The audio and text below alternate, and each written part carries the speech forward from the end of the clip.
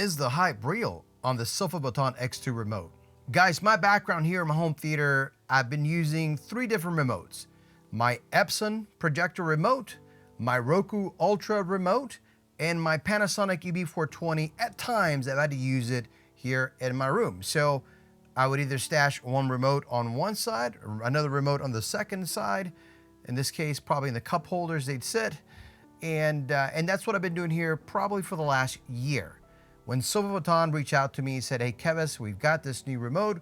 Would you be interested in reviewing it? I said yes. So I've been now using it probably for a little bit over a week and a half here at my theater. And I can tell you that I have replaced my other remotes. There's no need for them here anymore. Granted, I keep them and I'll put them in the console here in my seats. And if I ever need to get into an in-depth menu system, maybe I'll go back to the individual remote. But it's been kind of nice to be able to power everything up from one remote, to be able to work the Roku from one remote, to be able to work a Panasonic Blu-ray player from one remote. Is it something that you need in your home theater? It depends. I think if you have multiple devices and you collect a bunch of remotes, then actually I think it's definitely worthwhile investing one of these units that gives you a little bit more ease of use in your home theater and allow you to quickly navigate to whatever you want to with just one remote. From looks, and I know you guys have heard this from pretty much every YouTuber that's reviewed this remote is actually very hefty. It feels premium, and honestly, if you compare it to the original Sofabaton, the feels are very different. This is more plasticky.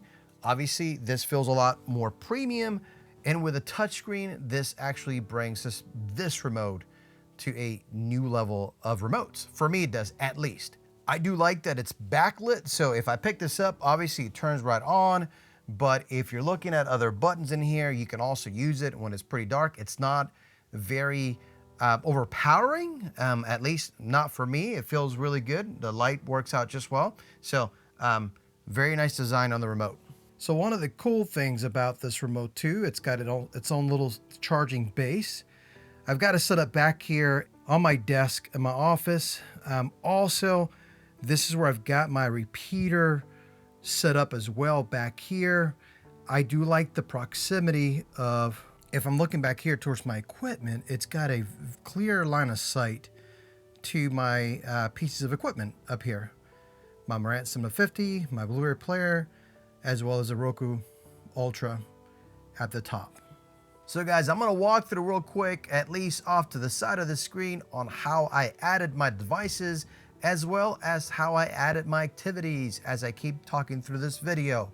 The remote also comes with a hub that you place back near your rack or where your equipment is. It has some extensions or IR extensions that you can actually put in front of your components if your hub can't reach or doesn't have direct access to it. And it also came with a repeater, which is a little hub repeater is actually pretty awesome. I've got it set up near my desk and gives you clear line of sight to all my equipment, which I thought was awesome. It gives you the opportunity to connect whether you're doing Bluetooth or Wi-Fi. This thing is, I didn't have any issues here connecting to any of my equipment, any of my pieces. Setting it up was pretty easy. I connected to the Wi-Fi. I went ahead and added devices, which is actually pretty easy to look up. You can see in the screen now, pretty easy process to find the actual equipment, to be able to add it. So I only had 4 devices to add here. Again, I've got the Roku, I've got the Epson projector, I've got the Marantz Cinema 50, and then I got the Panasonic UB420. So on mine, I actually don't have a ton of stuff to program, which makes it a lot easier for me. Once I was able to add the devices in the app, which is something obviously you'll have to get, you will download the app, you will connect it to the Wi-Fi, you will then connect the hub, be able to add devices into your remote, and then from there, once you add your devices, you can then do one more thing, and that's called activities. So in the event you want to sit down and press one button, if you want to watch a Blu-ray 4K disc and everything's off, after you pair up the activity or devices that need to be paired up with an activity, you'll literally just press that one button, slide it over, and everything will turn on and be ready for that one task that you have, right? You can make as many activities as you need to, whether you're watching Roku, whether in this case you may have a Kaleidoscope and you want to watch that, or you have a Zedo, you want to watch that, or whatever the case may be, you can create this activity so they're easy. Kind of start up, one button starts everything up that's set up for that particular activity that you want to do. And one of the things that I did on here too as well for my Epson remote, if I go to the devices, and it's hard to see on here, but if I were to pick my Epson remote, it shows all the commands on top, but I'm able to program here on my main buttons, the lens button that comes in my Epson projector, which allows me to refine whether I'm looking for the zooming in, zooming out, whether I'm adjusting focus on or lens shifting on my actual screen. And also, I added also another button on here, which is my memory lens. So I do have a setup for a 16:9 movie, or a 2.0 movie, or a 2.40 movie.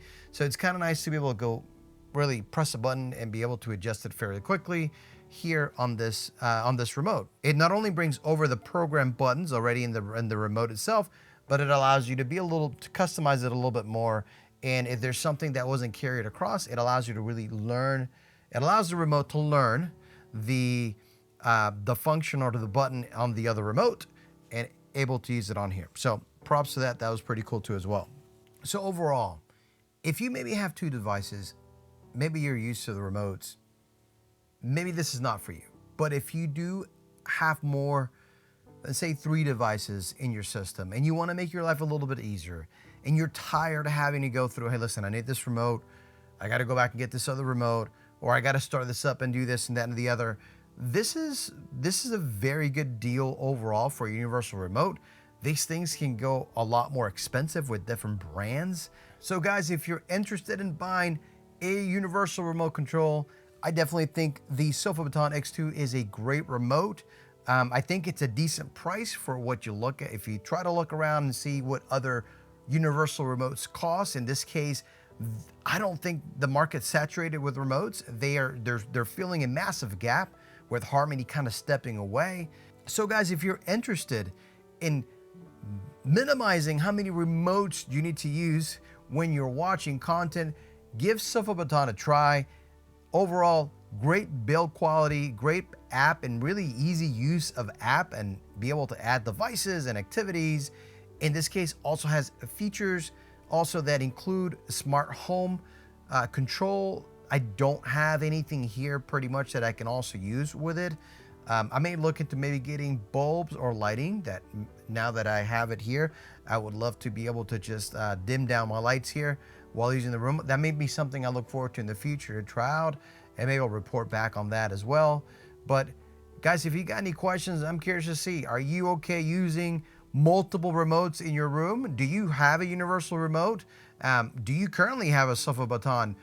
What is your experience? Leave down a comment below. Guys, if you like anything home theater related and movies, make sure that you subscribe to the channel, like this video, and I look forward to seeing you guys on the next video.